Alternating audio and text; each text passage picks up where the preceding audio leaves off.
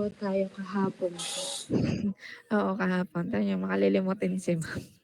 Kahapon, iniisip ko kung kayo nga ba yun or yung O3. Yung O3 pala ay nung kailan ba nung makeup class kami ng O3? Monday ata. Anyway, sige po. So, let us start our discussion. Ano yung last topic natin? Tandaan nyo ba? Tandaan nyo po yung last topic po natin.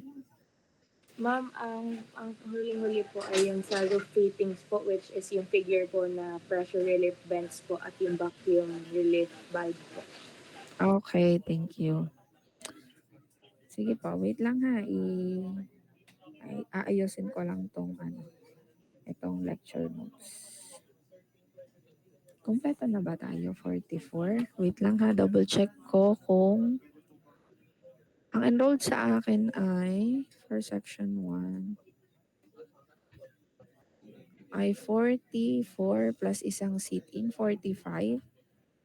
Kulang pa tayo ng isa. Paki-mention naman kung sino yun kasi baka mamaya makapag-start tayo tapos mahuli siya sa discussion.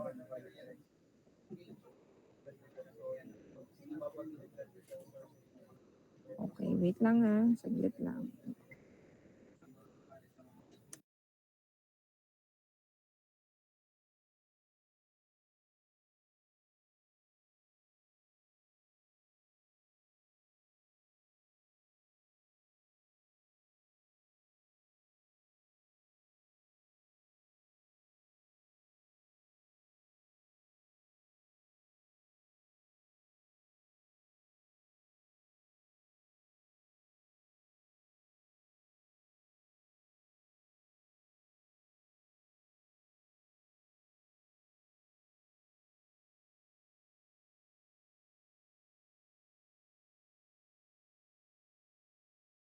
Okay po. So, let us start our discussion with tank capacity. So, for tank capacity, meron tayong iba't ibang term na ginagamit for tank capacity. Okay.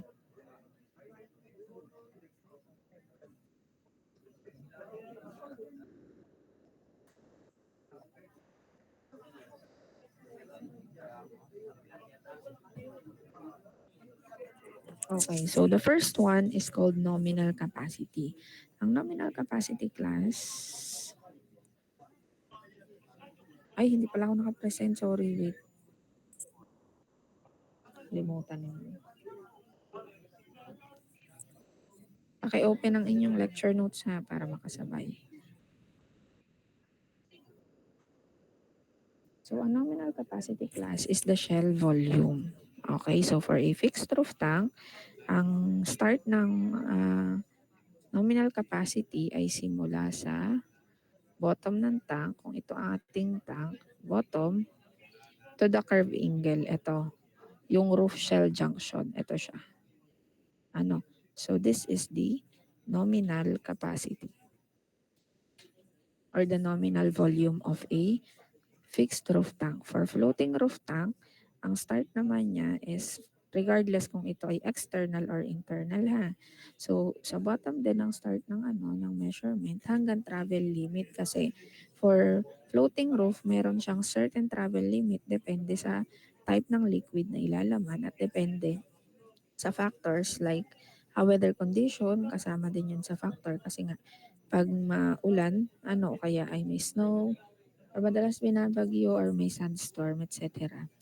Nagko-contribute yun sa load doon sa roof. So kaya kasama din yun sa factors na kino-consider for the travel limit. Anyway, for floating roof tank, ito yung simula sa bottom ng tank hanggang travel limit. Say for example, at this height, ito lang yung travel limit niya, hindi na pwedeng tumaas pa.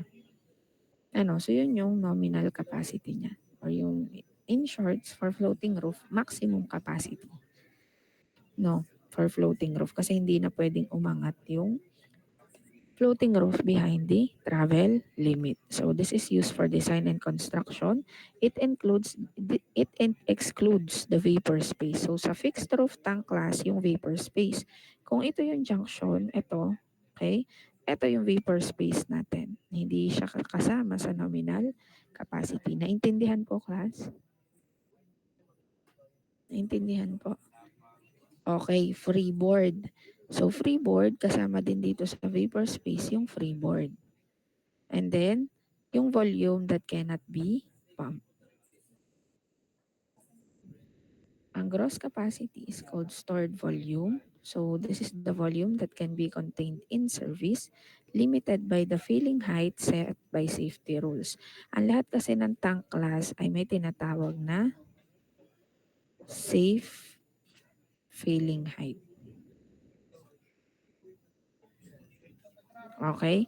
Ang safe filling height, ibig sabihin, ang safe filling height ay hanggang dyan lang yung design liquid level. Hindi pwedeng mag-exceed dyan. Bakit? Pag nag-exceed po dyan, magkakaroon ng overflow. Okay po. So, ang ibig pong sabihin na hindi pinupuno ng 100% ang mga storage tank. May safe filling height lahat ng storage tank. So, ang gross capacity ay simula sa dito, sa safe filling height, hanggang dito sa bottom. Ito, simula sa bottom hanggang safe filling height, that is the gross capacity for fixed roof tank. Okay? For fixed roof tank. Sa floating roof tank daw, it is the liquid level at which roof floats without binding. Okay, so ang gross capacity is used for planning and compliance. Ang net capacity naman, class, is the pumpable volume. Kasi po sa storage tank natin, for example, ito yung storage tank. Okay? Meron tayong inlet at outlet. No. May inlet nozzle at outlet nozzle. Say for example, this is the inlet nozzle, this is the outlet nozzle. Yung liquid or product below this, below here, are considered as not pumpable. Bakit? Kasi usually yung mga nanditong product ay dinedrain na siya for drainage na.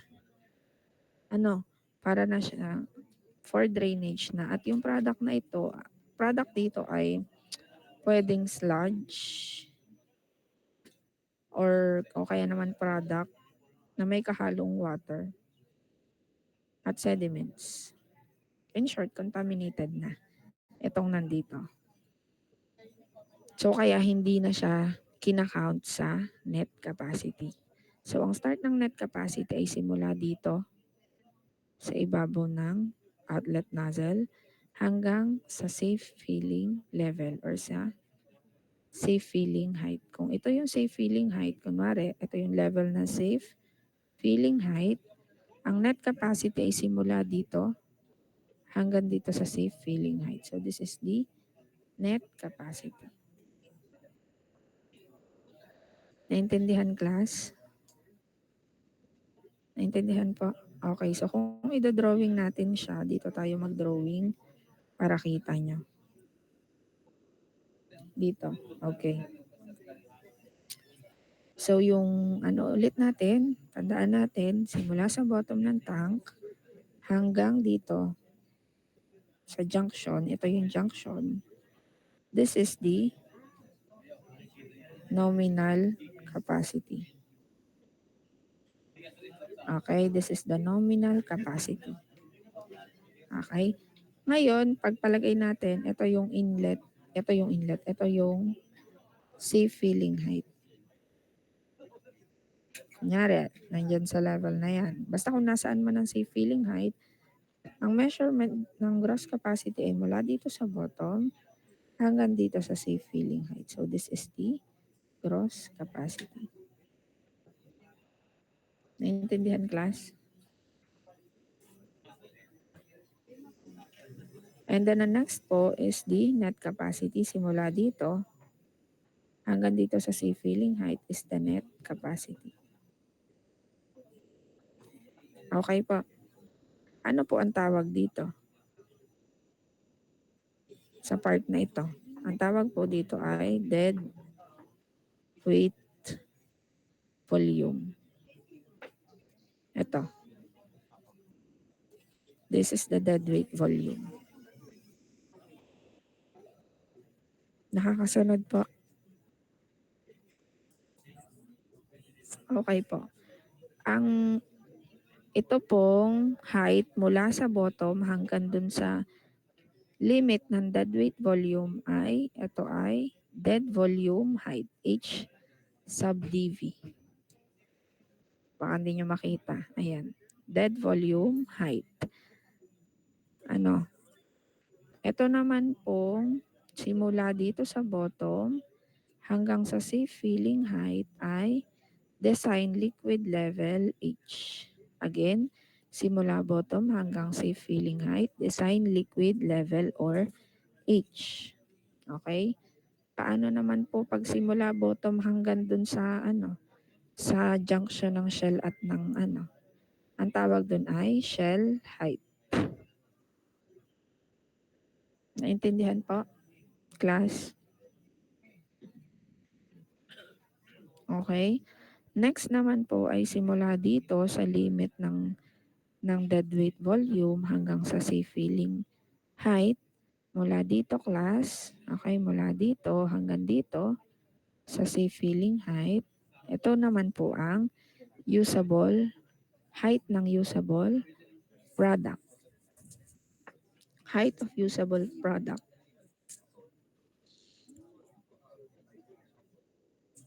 Naintindihan po class? Uy. Okay. Ano naman po ito, ma'am? Itong gap na ito. Ito po, ano po ito? Ito po ay tinatawag na freeboard. Ang freeboard po ay gap na inilalaan in case magkaroon ng overfilling para hindi siya dediretso sa roof.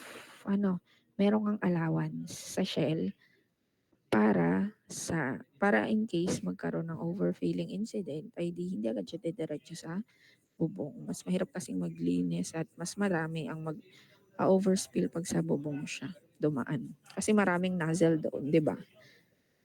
Maraming butas. This is the HFB, freeboard height. At ito, simula dito sa junction hanggang dun sa tip, ay di yun yung vapor space. Naintindihan po, class? Nakasunod? Okay, very good. So, ang na-discuss na natin yung capacity. So, ibig sabihin po, ang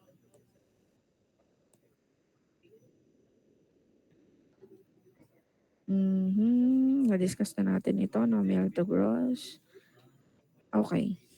So, can we proceed with design considerations? Or may question po sa capacity?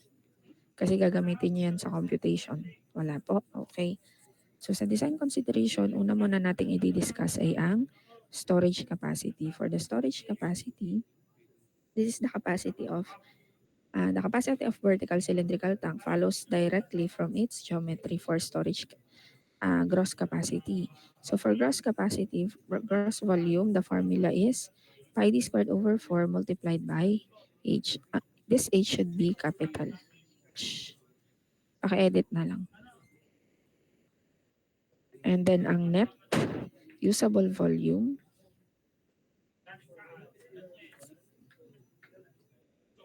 formula natin is the net volume, i-drawing ulit natin yung tank.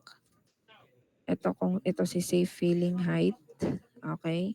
Ito yung bottom. This is V net. Correct? This is the outlet. Then this is the V net.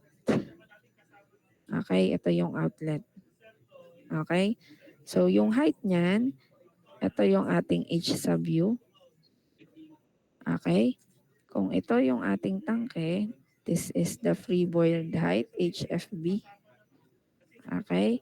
And then this one is the HDV. Ito po. Okay.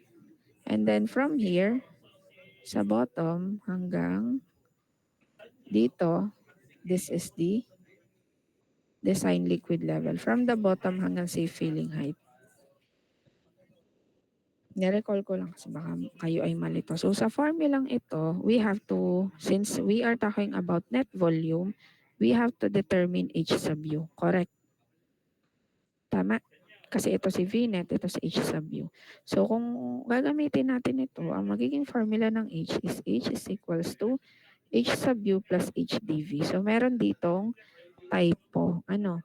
Tanggalin niyo po itong HFB dito. Tanggal yan. It should be, and then this should be capital H. So the formula for V net, corrected formula is pi d squared over 4 multiplied by H sub U. Ngayon, ang formula ng H is H sub U plus HDV. So, ibig sabihin, para makuha mo ang H sub U, we have H less HDV. Correct po? Tama po ba? Naintindihan, class? Okay. Saglit lang, class.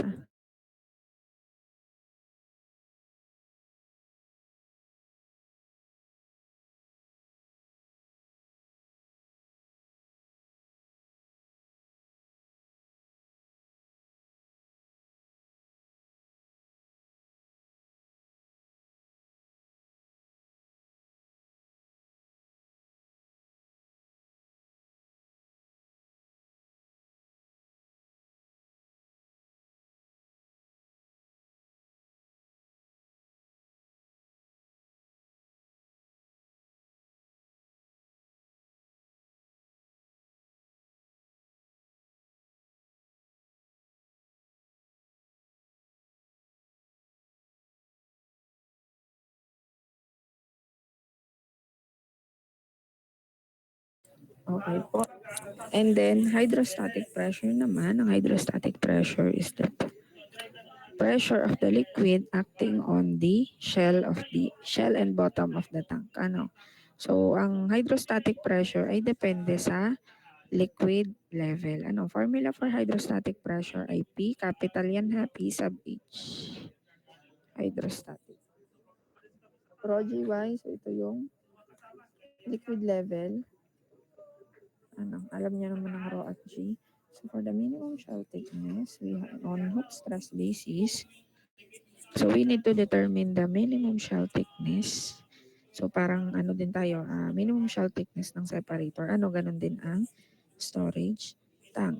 So dito, sinama na natin yung corrosion allowance kasi pag ang, 'di ba, ang storage tank ay gawa sa metal sheets. Ano? Metal sheets. So kung ito, kailangan nating ma-determine itong thickness. Ito. Okay. So nagdadagdag tayo ng corrosion allowance. Ito siya, CA. Kasi pag nagkakaroon ng corrosion ng metal, 'di ba, nag-e-erode din siya. Kaya yung mga bubong natin pag kinakalawang nanipis, 'di ba? So yun yung iniiwasan natin kasi pag numipis below the minimum yung shell, makaka-apekto siya dun sa storage ng product. So kaya lagi tayong nagdadagdag ng corrosion allowance. Ang formula for corrosion allowance ay paki-ano na lang ha. Hydrostatic pressure multiplied by the diameter of the tank divided by 2. S again is the allowable stress. E ganun pa rin, joint efficiency factor. Okay. And then plus corrosion allowance. Next naman, class, ay wind pressure, resultant force, and overturning moment. So, ang bukod sa internal pressure na dala ng liquid, ang tank, na expose din po siya sa external pressure katulad ng wind. Ano? So, ang pressure ng wind, in-exert ng wind sa shell o sa tank mismo ay depende sa kanyang velocity. Ano? Depende kung gaano siya kabilis. Okay? So, bakit ba natin kino-compute ito? Kasi kailangan nating malaman kung ano ba yung kayang i-withstand ng ating tank. Ano yung kayang i-withstand ng tank based sa given tank specifications. So dito sa wind pressure, so i-compute natin yung Q sub Z, which is the velocity pressure. Velocity pressure natin is 0.613. Baka malito kayo dito ha. This is small v. V squared ha. Baka magkalituhan. Ito ay wind speed. This is wind speed in meters per second. Pakilagay na lang po dyan. Pakisulat po.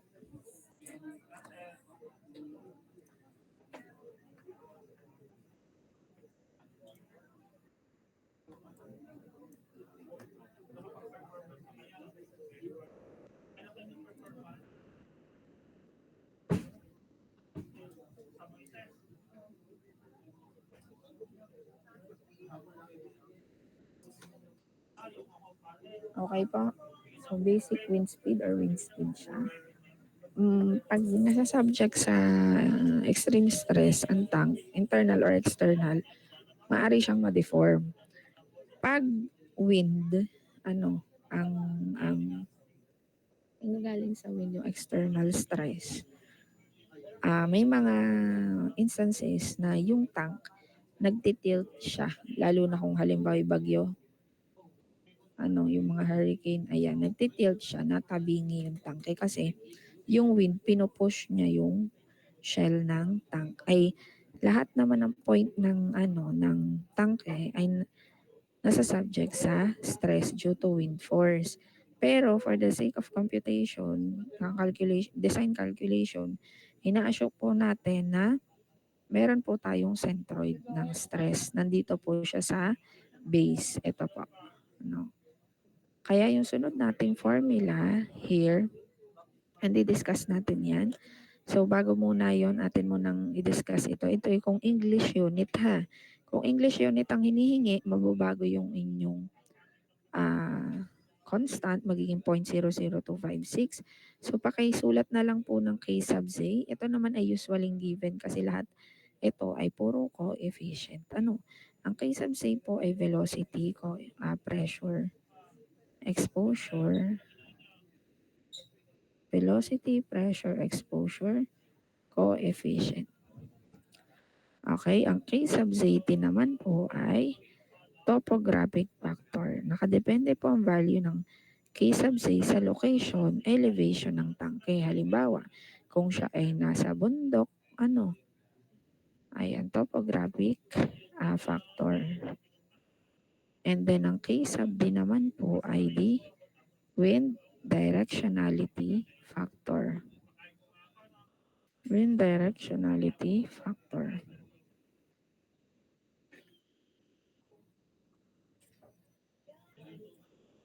Okay.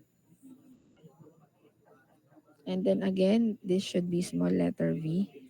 Basic wind speed or wind speed. Next naman natin ay itong F sub W or yung tinatawag na resultant wind force. So, compute natin yung resultant wind force based doon sa velocity, pressure, at dito sa C sub F. Ano ba yung C sub F? Ang C sub F stands for force coefficient. Okay, force coefficient. Q sub Z natin again is velocity pressure. A sub ref is the reference area or the projected area. Area ng tank na na-expose doon sa wind. So, ang formula ng A sub ref or projected area natin is equal to tank diameter multiplied by height of the shell. So, yung shell height natin kanina, H shell. Height ng shell ha, hindi design liquid level.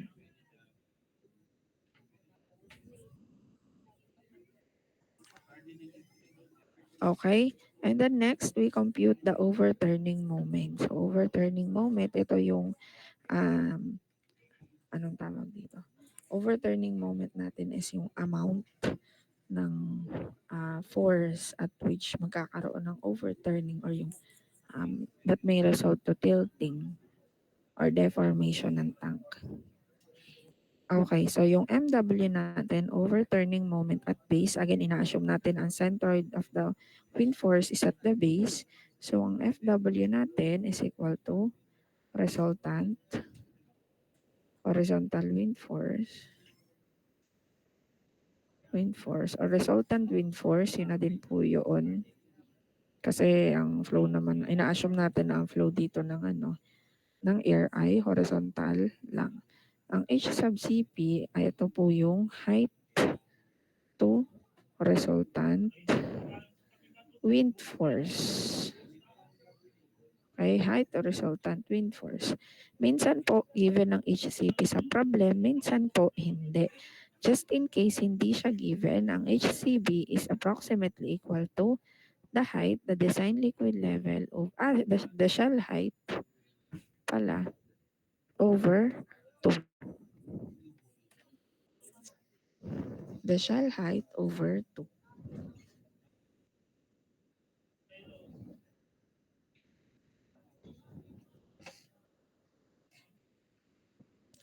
Okay po. So, proceed po tayo sa seismic actions. So, sa seismic actions po, dito naman natin i-compute yung effect ng seismic loading sa halimbawa pag nagkakaroon ng lindol. So pag kasi nagkakaroon ng lindol, halimbawa ito yung ating foundation, ito yung tank. Kung may liquid dito sa loob, gumagalaw siya along with the shell, 'di ba? So dahil gumagalaw siya, nagkakaroon ng sloshing. Kaya may space tayo, extra space tayo sa tank para just in case magkaroon ng ganitong incident, doon din magagamit yung freeboard. Doon din sa sloshing. So kailangan nating i-compute yung base shear. So ang base shear natin ay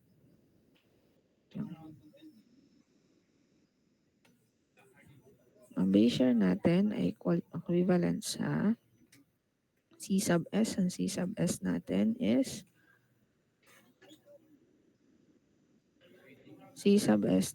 is yung seismic response coefficient. Okay, multiplied by W. W is the effective seismic. Wait, nakalimutan kong sabihin sa inyo pala kanina. Paki-include na lang, paki-edit na lang dyan ha. Ang unit natin for FW, nalimutan ko ilagay. Ang unit natin for FW is kilonewton per, hindi, tama pala, kilonewton or pound force. Ang MW naman, unit for MW is kilonewton meter or foot-pound force. Okay po. So para naman po dito sa seismic pressure or seismic response coefficient, we have C sub S, and then we have W, which is the effective seismic weight. Okay, so ang effective seismic weight, ang unit po natin dyan ay, wait lang, kilonewton. Okay, o kaya naman ay pound force. Okay, and then we have the seismic overturning moment. So for the seismic overturning moment, we have C sub O multiplied by W times H sub E, where C sub O is the seismic overturning coefficient. So wala laging unit ha, ang mga coefficient natin. Coefficient.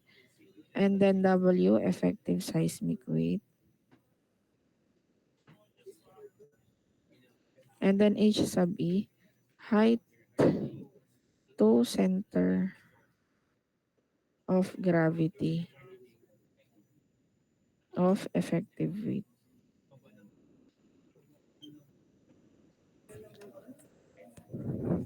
Signal number 1 tayo.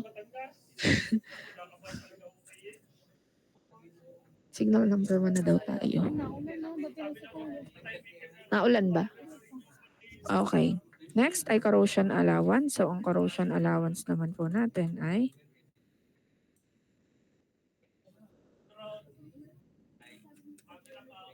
okay. So, ang corrosion allowance po natin, ang formula po is ito, R sub core is equal to corrosion rate. Ang corrosion rate unit po natin ay mm per year or mils per year MPY. And then ang L is the design life. Ang design life ay in terms of year. And then F is the environmental factor.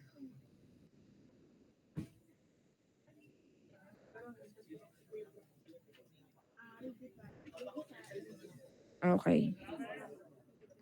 So bago tayo mag solve, atin mo nang i-discuss yung layout and spacing. So ang mga tanks, meron silang standard spacing. Hindi pwede na ang mga tangke ay magkakadikit. Bakit? Number one is for safety reason. Kasi pag nagkaroon ng ng storage tank fire, halimbawa ito yung tangke, tapos magkadikit sila. Ngayon, kung ang laman nila halimbawa ay crude oil at nagkaroon ito ng pagsabog or nasusunog siya, madaling maaabot ng dila ng apoy itong katabing tangke at masusunog din siya.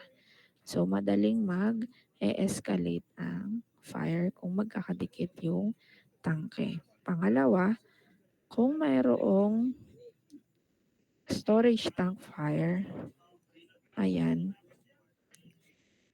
ito nasusunog to. Siyempre mainit to, 'di ba? Pag kasi may mga ganitong incident, ang ginagawa or ang standard operating procedure ng mga firefighters ay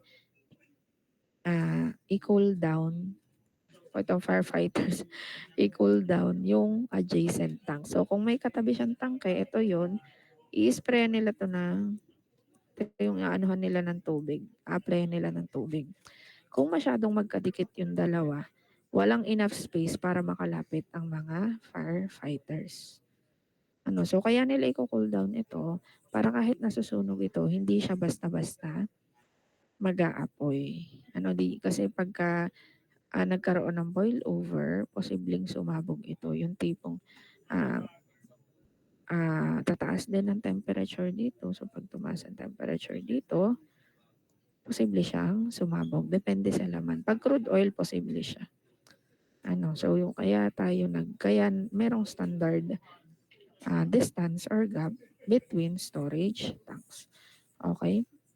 So depende sa type din ng storage tank at depende sa volume. So kung halimbawa daw po fixed roof tank, halimbawa dalawang fixed roof tank ang magkatabi, okay?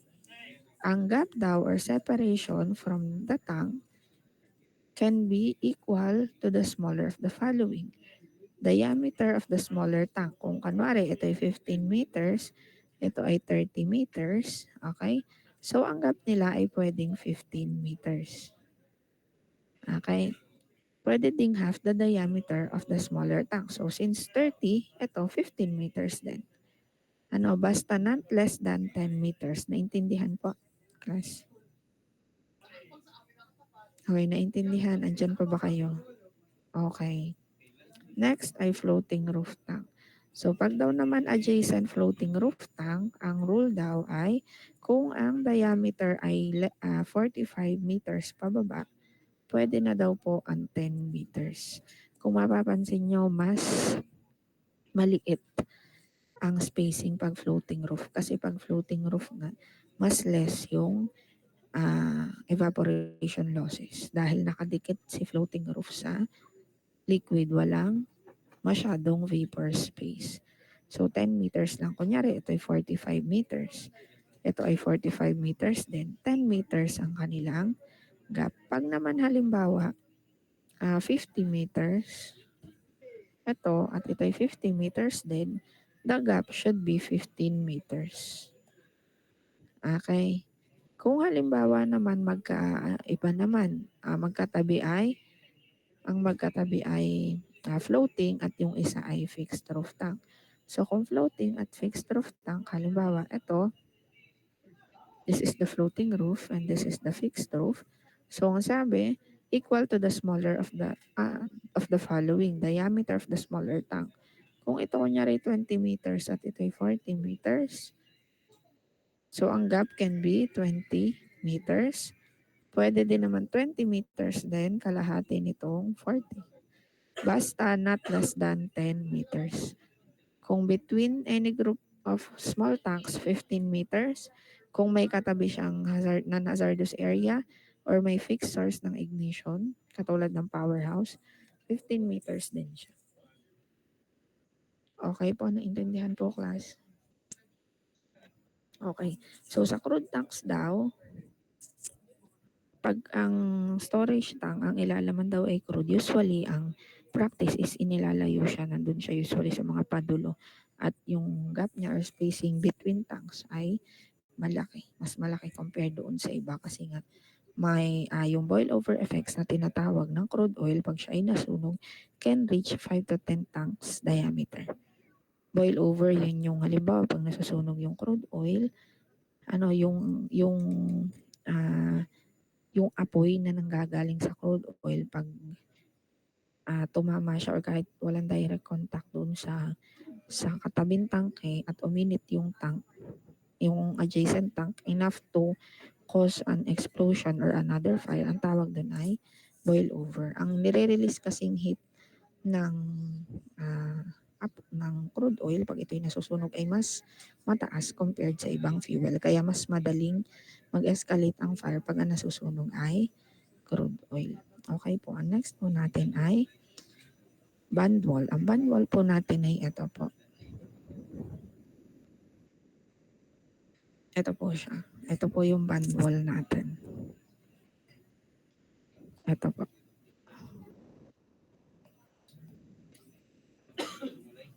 Ito po ang band wall. Yan, ito po siya. So this is the band wall. Okay.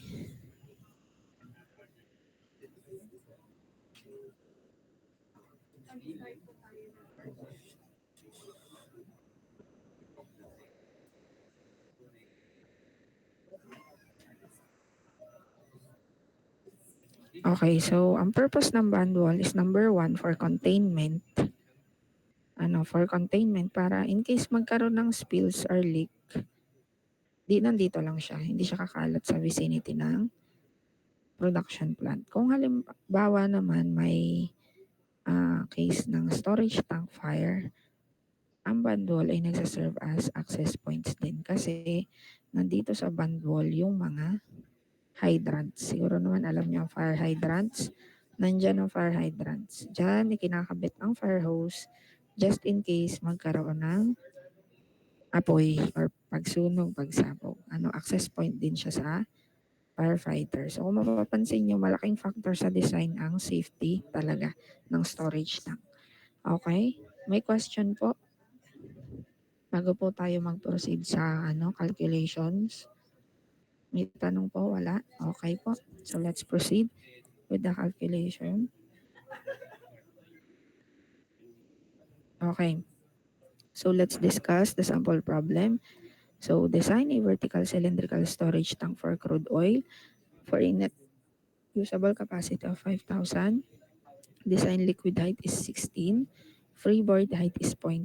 Dead volume allowance is 0.2 meter. So we are asked to compute the diameter, the height.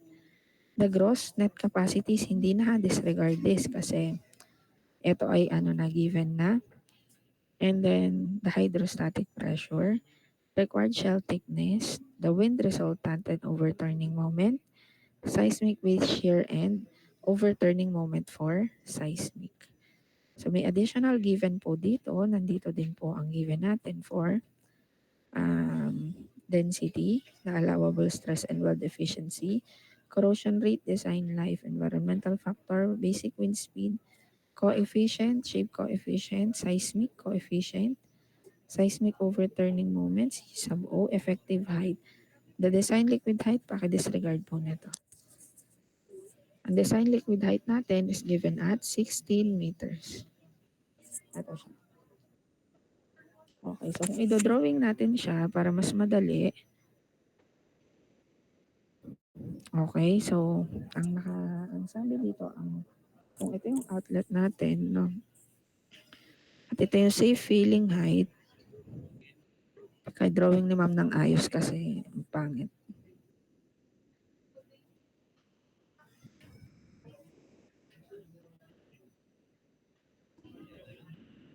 Okay, so kung ito si safe filling height,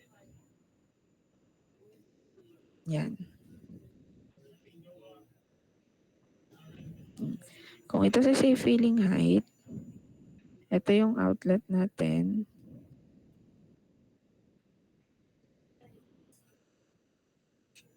Okay, so ito yung outlet natin. Simula dito hanggang dito is the net volume. So this is 5,000 cubic meters. Okay? And then yung dead volume natin, HDV, ay nagsimula dito hanggang dito.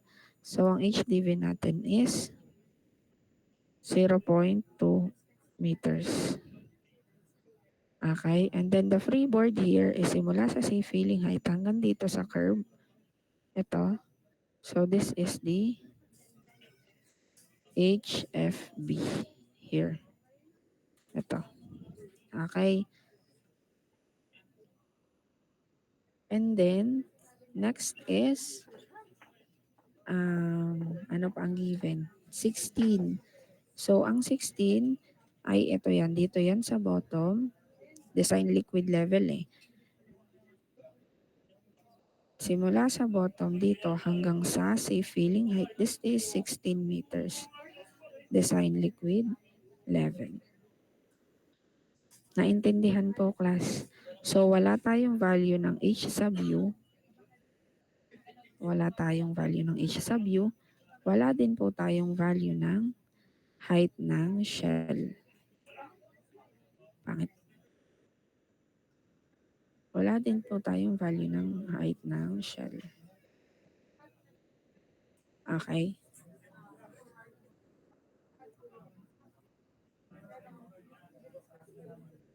Okay po. So, let us compute.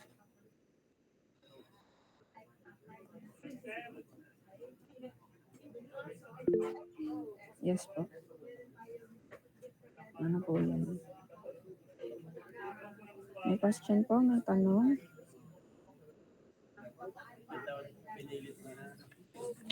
Okay, so let us compute for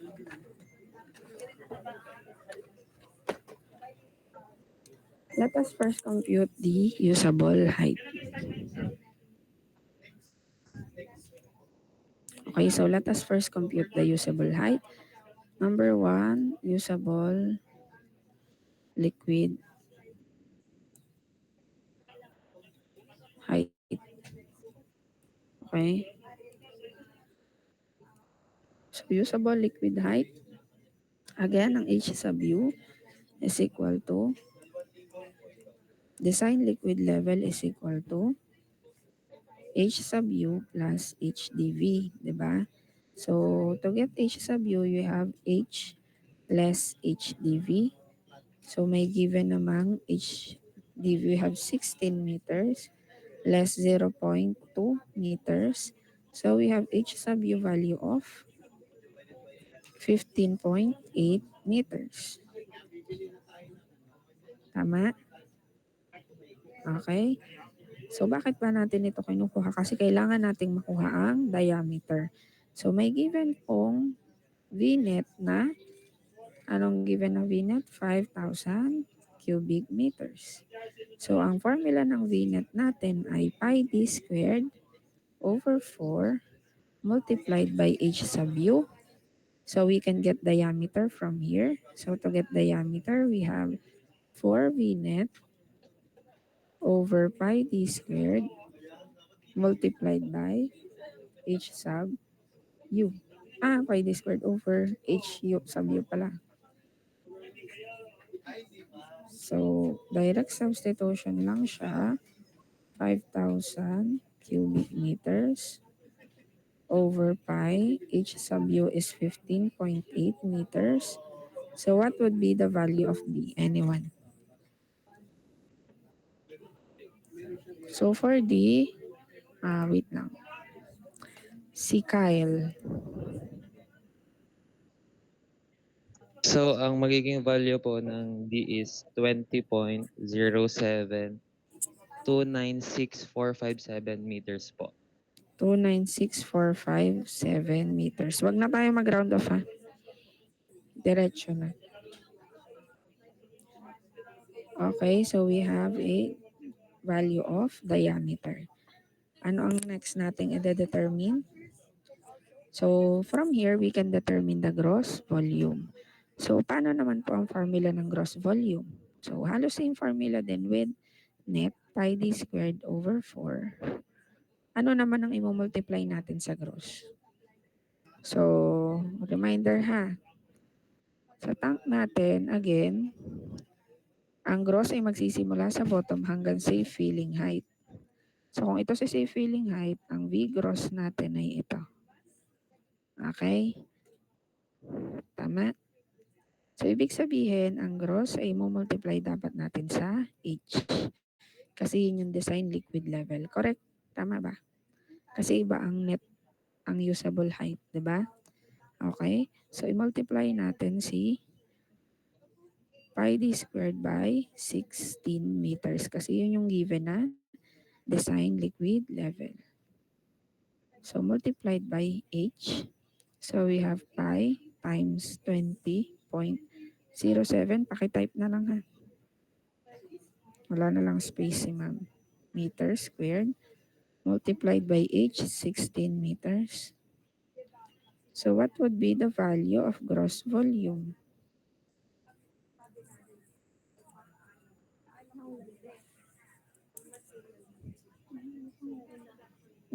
Si Richmond. 5,063.29113 meter cube po.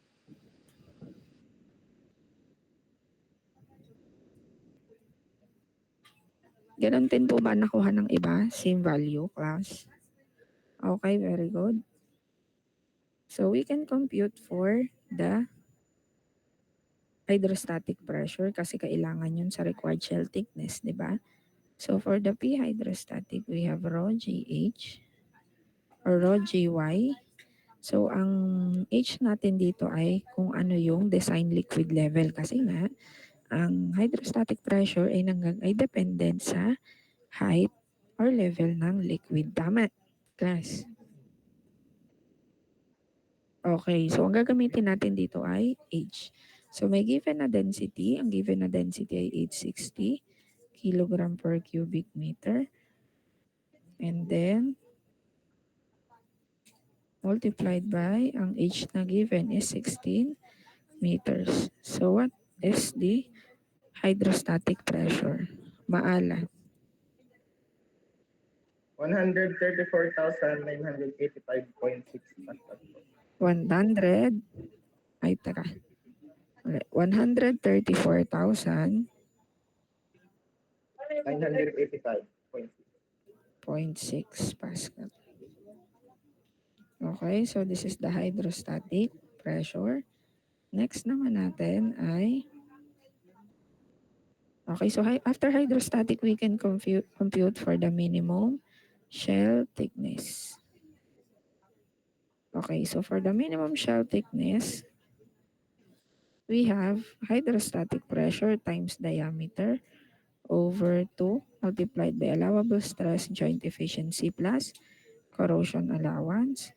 So, ang nakuha nating hydrostatic is 134,985.6 Pascal multiplied by 20.3983. Kayo na lang mag-ano. Pero wag magra-round off ha. Wag magra-round off. 2 multiplied by given allowable stress 150 MPa, paki-convert na lang ha. multiplied by 150, sige. Times 10 to the 6 Pascal. And then we have 1 SE plus ang CA natin is 2 millimeters. What would Ma'am, be the... Yes po. question lang po. Yung pong sa value ng diameter po, Mm. yun po yung 20.07 na po. Wait lang.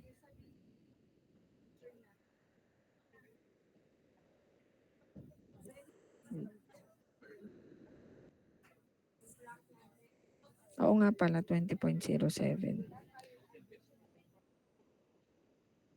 Sige, pa-correct na lang.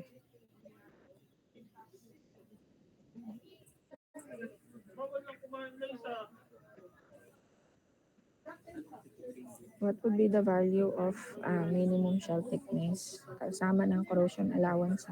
Anyone? Russell.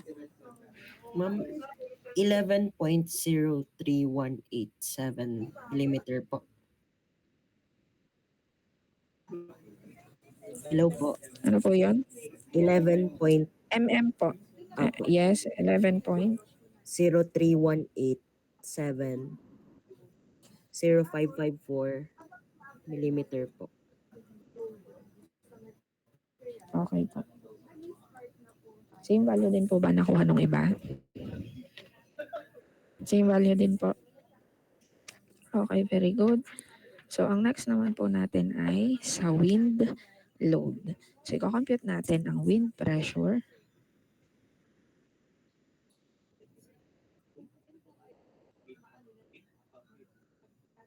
So, i-compute po natin ang wind pressure.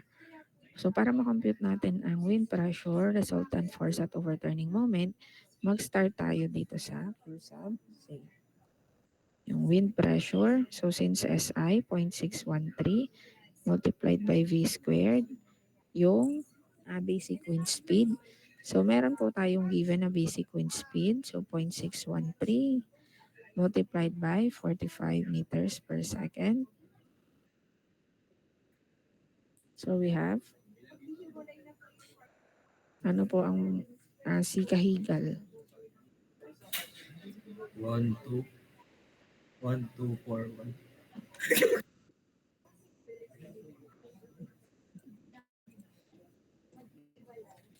Q sub Z, 1241. 1, 2, 4. 1. Bakit nawawala si Kahigal? Sige, si Chowson na lang. Hello po, ma'am. Am I audible po ba? Yes po. Ang answer po is 1241.375 kPa po.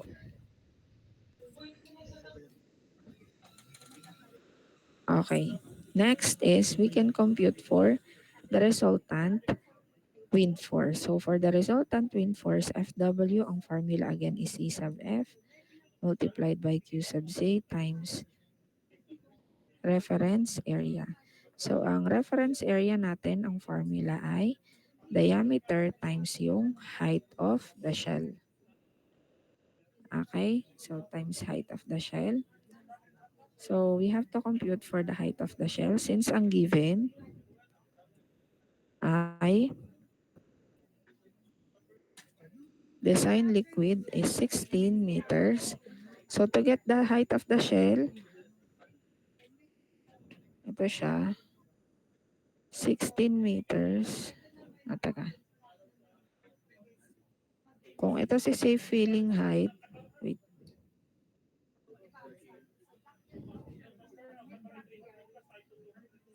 Okay, so for the safe filling height, this one, ito si H. Ngayon, kailangan nating makuha itong si H shell. Okay, so para makuha natin ito, itong natitira kasing gap na ito between here and here, this is the freeboard height HFB. So ibig sabihin, ang height ng shell ay equivalent sa height ng liquid plus HFB, correct? Tama ba? Okay.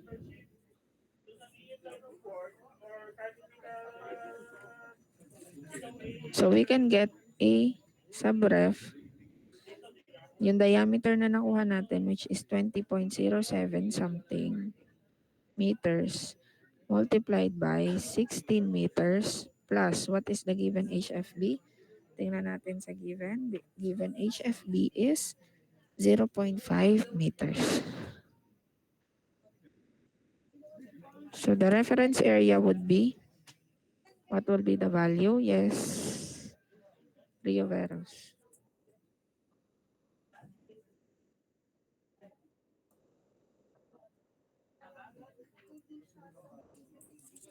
$331.024. Yun lang. 0.204. Wag magra-round off ining ha. Wag na nating i-round off. 204.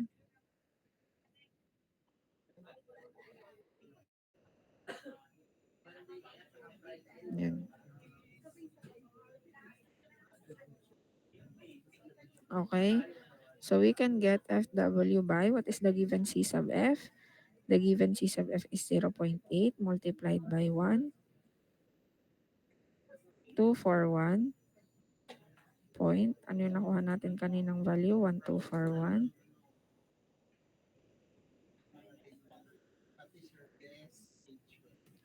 0.375 kPa multiplied by A ref ay 331.15 meters squared FW. So what would be the resultant horizontal wind force or a resultant wind force makasaet? 328,918.6084. Wait lang ha. Nire-record ko lang. Yes, 32. 328,918.6084. Nakalalaksan ko lang ang aking volume dahil maingay na dito. Inang pakiulit nung point something. 6084 po. 60? Apo. 84? Apo. Ayun lang, 6084. Apo. Okay. Ano ang unit ng FW? Newton. Okay. And then next naman natin ay yung overturning moment.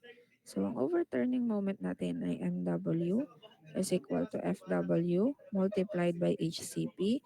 Tulad nung sabi ko kanina, ang HCP as approximately equal to H design liquid height over 2. So, ano lang yun ha?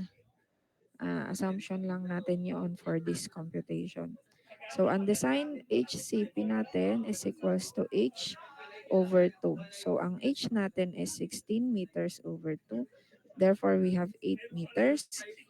So, we substitute 328,918.6084 newtons multiplied by 8 meters. What would be the value of MW?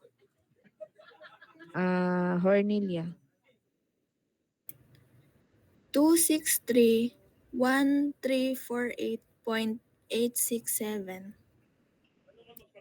263,1848.267. Tama ba? Mali po. Ano po? 263, Mm. 1348. 1348. Opo. Point. 0.867. Ingay kasi dito. 867. Ang unit ay Newton meters.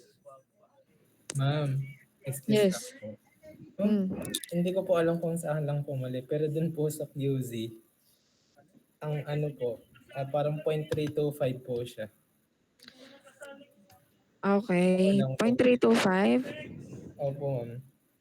1, 2, Sige, 4, di 1, i-correct natin. 325. Sige, di ano natin. I-correct natin dito sa FW. So, bale, or ito ba ay same answer din with FW?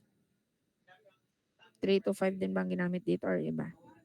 Pare-compute nga nitong Iba din po, FW. ma'am. Ma'am, ang magiging sagot po ay 328,905.359. Wait lang. Wait. Hindi ko masyadong marinig kasi maingay dito. 328, 905. 905 po, 0.3598. 359, 8 po. 8. Okay. So, mababago din yung ano natin dito. So, we have 328,905.3598. Ay, sorry. 3598 newtons multiplied by 8 meters. So, mababago din yung answer natin dito.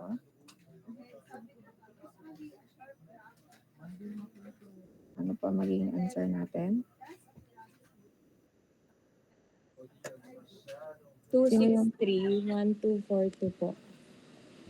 2631242. 242.879 po.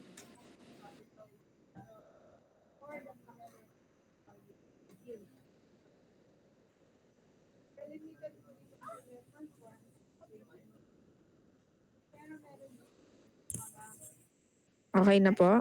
Pwede na po sa sunod? So, ang sunod naman po natin ay sa seismic base shear. So, ang formula for seismic base shear natin ay seismic base shear is equal to C sub S multiplied by W. So, walang formula yung W natin kanina. Ang formula for W is density multiplied by the net volume multiplied by G. So, dito sa example natin, ang given na density natin ay 860 kilograms per cubic meter multiplied by ang net capacity natin is ano yung given net capacity? Yung computed net capacity natin kanina? 5,000 po. 5,000. 5,000 cubic meters. So what would be the value of W? Si Maalam. Wait lang. Natawag ko na pala si Maalam. Si Pinto.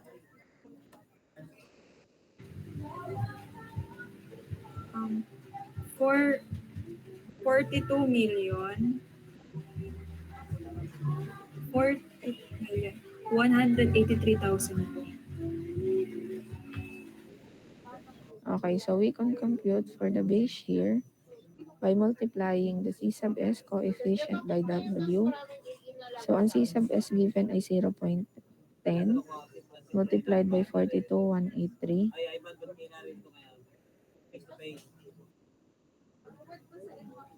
So, we have 4,218,300 Newton. Correct? Tama? Same answer? Okay. Next naman natin ay overturning moment. So, ang overturning moment natin for seismic ay C sub O multiplied by W multiplied by the effective height. So, may given na C sub O. Given C sub O natin is 0.2 multiplied by yung computed W. And then, yung effective height is given at anong effective height natin dito? 0.6. So what is the overturning moment?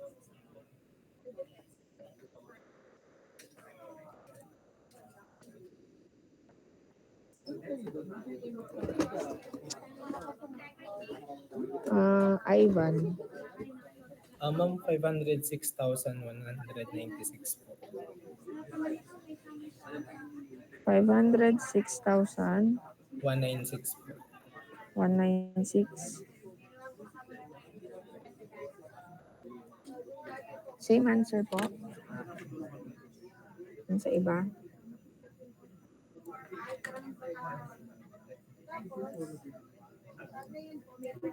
Ma'am, ano po yung katabi po ng CO? W po ba or yung V seismic po?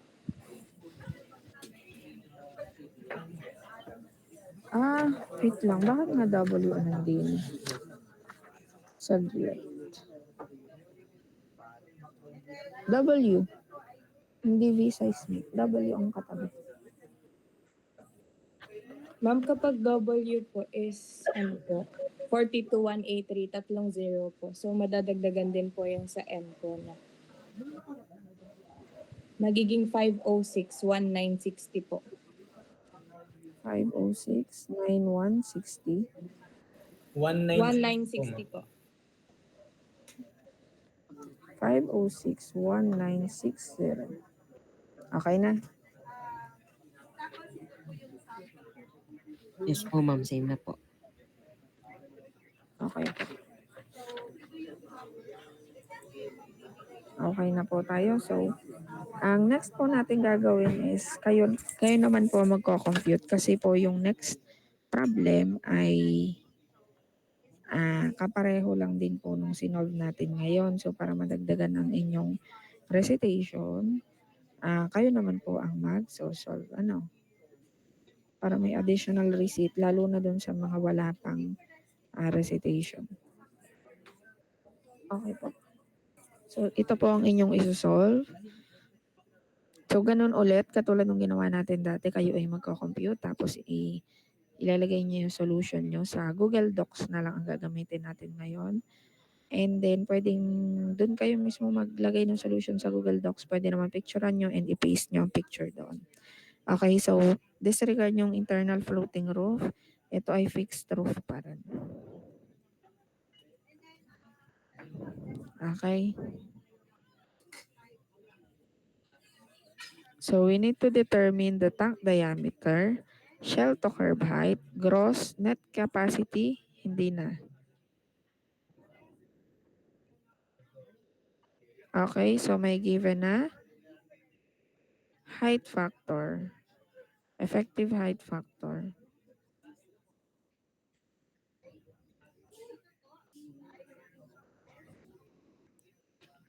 Ayan, wala. What happened? Anyway, yun ang i-determine ninyo. Magtatawag na lang muna ako siguro. O pwedeng mag-volunteer yung mga hindi pa nakakapag-recitation. Baka meron pang hindi nakakapag-recite. Para po may receipt kayo kasi malapit na po ang ating midterm exam.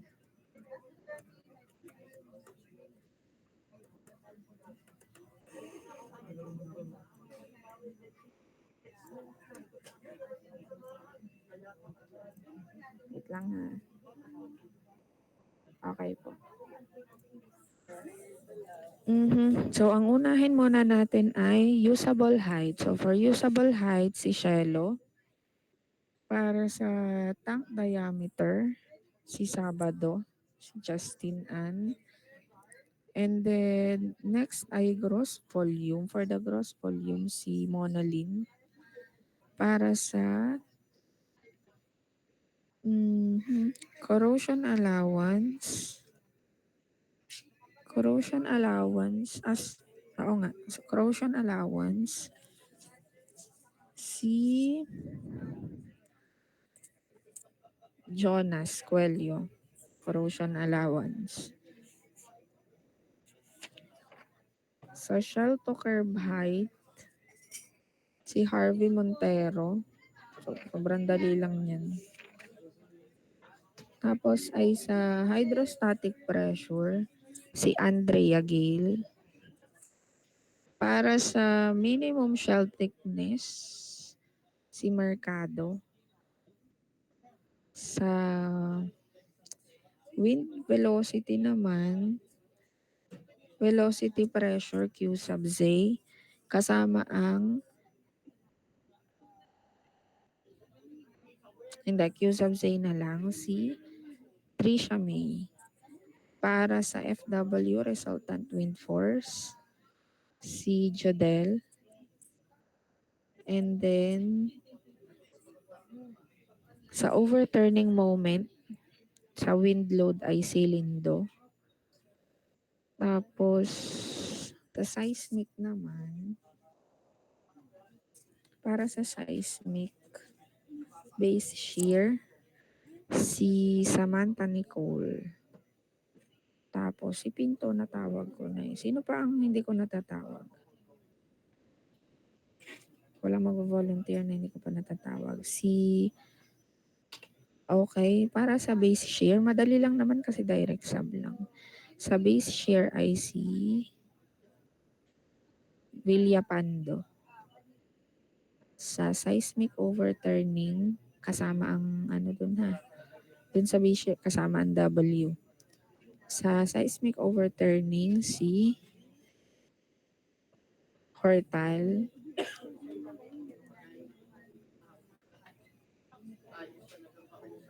Ay, corrosion allowance. Nakalimutan ko.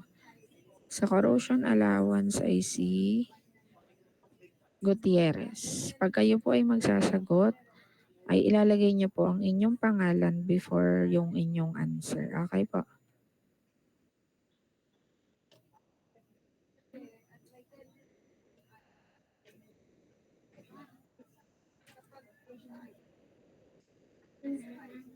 Huwag papansinin yung GDocs din eh. At palay ng din eh.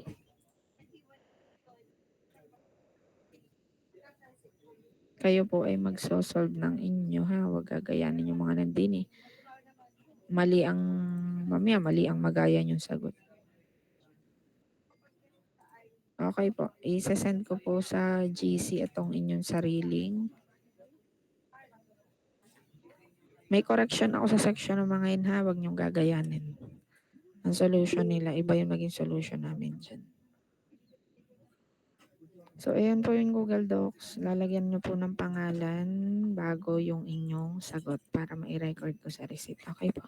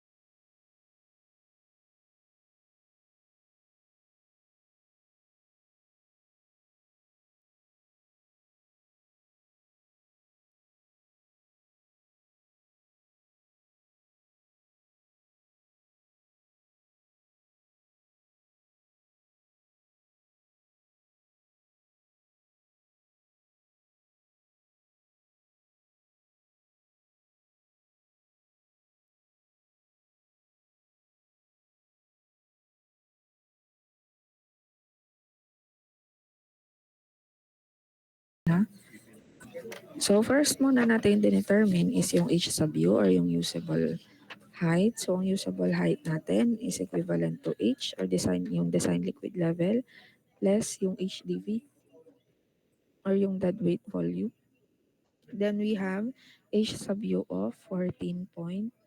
Same value din po ba nakuha nung iba? Paki-react po kung same value. Okay, thank you. Next po natin is yung tank diameter from the net volume. So from the net volume, we have 4 times 7.5 cubic meters over pi times 14.2, 25.93, 223, 2876. Same answer po sa iba, class. Uy, same answer po ba or hindi? Hello? Yan, thank you. Hindi ko alam kung kaya ko tinatanong kasi baka mamaya hindi nag-compute yung iba. So for the shell to carb height, we have yung H, design liquid level plus HFB, 14.5 times 0.6 is 15.1, correct? Next ay gross capacity. So substitute lang natin yung D at yung given na value ng H. So we have 7658.4506703. Same value po. Nakuha nung iba, class. Okay, very good. Next is corrosion allowance. So formula is yung given corrosion rate times design life times yung environmental factor 1.2. So we have CA of 2.4 mm.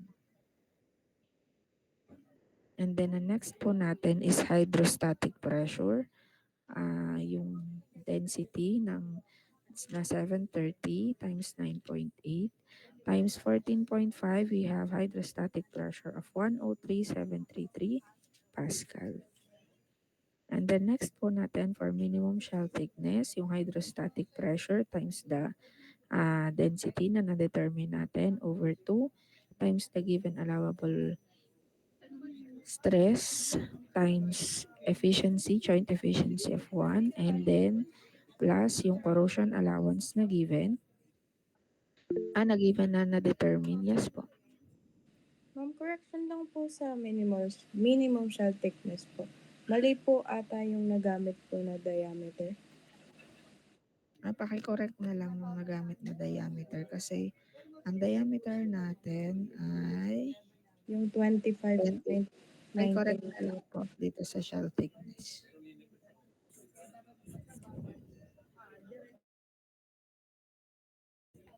Paki-correct po dito sa shell thickness. Balikan na lang natin sa shell thickness. Okay, so diretso tayo dito sa wind. So for the velocity pressure Q sub Z, so 0.613 times yung given na wind speed, 50 meters per second square. So we have 1532.5 kPa.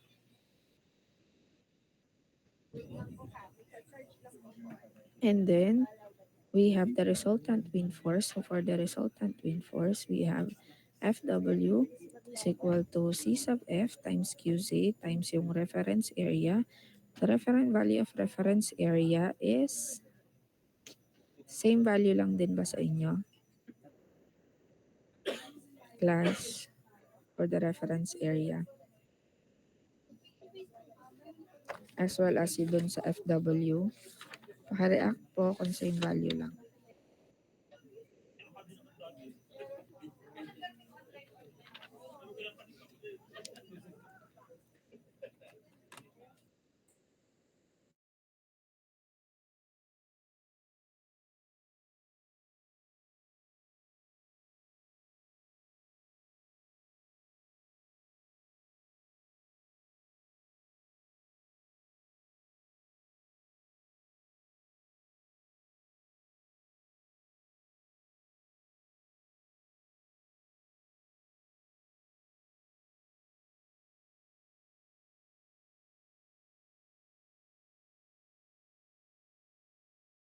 Value po ba for the A sub yung reference area?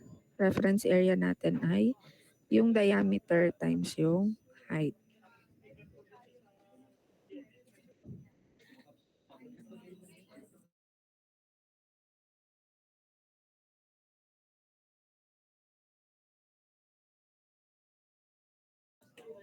Okay.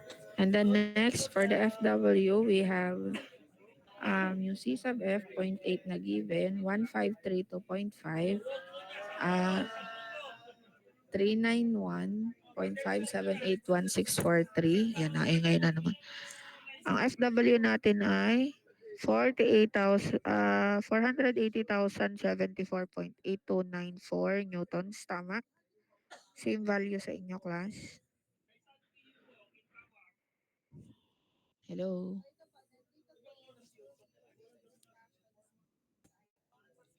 Okay. Next naman natin ay sa seismic naman. So, yung seismic, nasa ang base shear?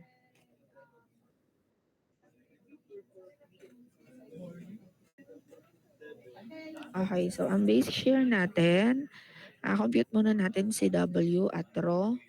V net 75 times 9.81. So we have W of 53,709,750 newtons. Same value po ba, class, ng W? 730 po ba ang ating 860 ang ating density, hindi 730. Di ba, activity number 1? Tama nga ba? Di pala. Tama. Correct. Mali pa lang aking tinitingnan. Tama, 730.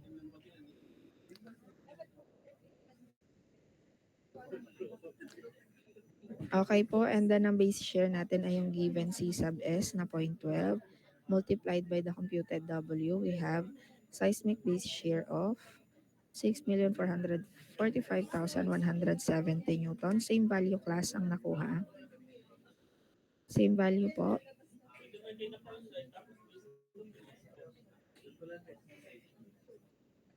Okay, good. And then next is yung overturning.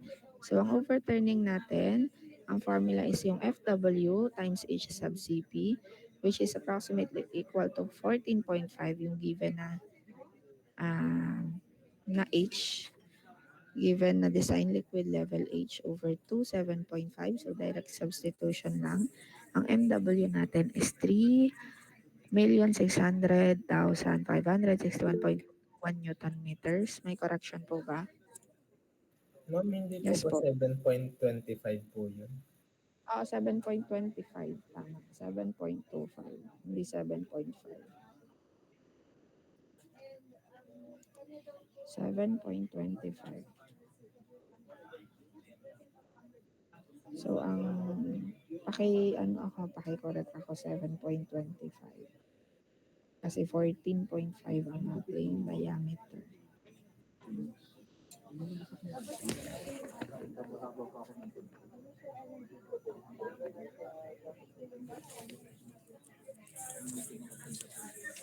Okay, balikan ulit natin kanina yung thickness. Minimum shell thickness. Na-recompute na ba yung minimum shell thickness? 25.93. Okay, so we have a minimum shell thickness of 2.40896 mm. Same value po sa inyo, class. Okay, very good. So, ang need natin ng correction ay dito sa overturning moment.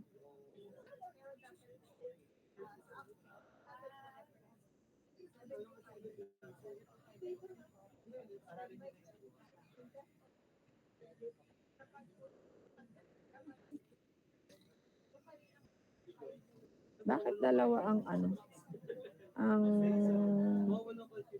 base shear? Isa lang naman ang tinawag ko for base shear. Dalawa ba? Sige, anyway, kung dalawa na kayong nakapaglagay dyan, paki-edit na lang nitong overturning moment. 7.25, yun lang naman ang i-edit. Meron po bang absent ngayon? So, ang enrolled sa akin sa section nyo ay 44, tapos may isang kikisit in 45. Tama ba? Oo nga. Meron pang labis, meron pang hindi dapat Wala dito. Bakit nagsobra? Meron bang hindi nakapagsabi sa akin na dito nakikisitin from other section? Ang nandito lang ay si Andrea na nagsabi sa akin noon.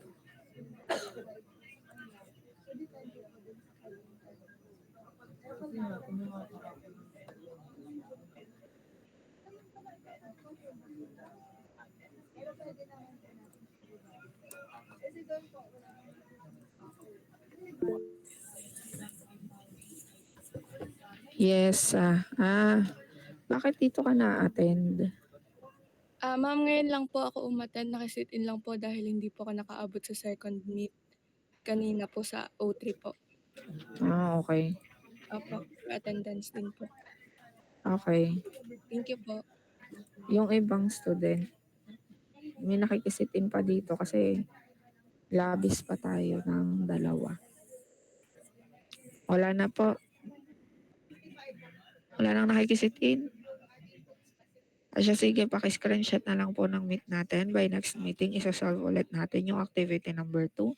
Sorry, yung activity number 2. Activity number 4, yung problem number 2. By next meeting po, reminder lang. Face-to-face. Next meeting, isasubmit po natin ang ating activity 4. Kasi naman, hindi na kayo magsasolve, i-rewrite nyo na lang. So, since i-rewrite nyo na lang, please make sure na maayos naman po ang presentation ng inyong solution.